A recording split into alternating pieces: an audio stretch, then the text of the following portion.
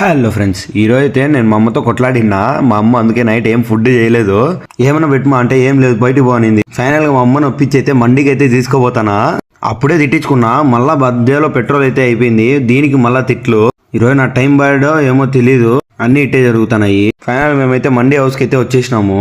మా అమ్మకి మండి అంటే ఇష్టం లేదు, కానీ మండికే వచ్చినాము. నేను మండి కావాలమ్మా అని అంటే, మా అమ్మని నువ్వు ఆర్డర్ ఇమ్మా అంటే, నాకు తెలియదు నువ్వే ఇచ్చుకోరా ఏం కావాలంటే అనింది.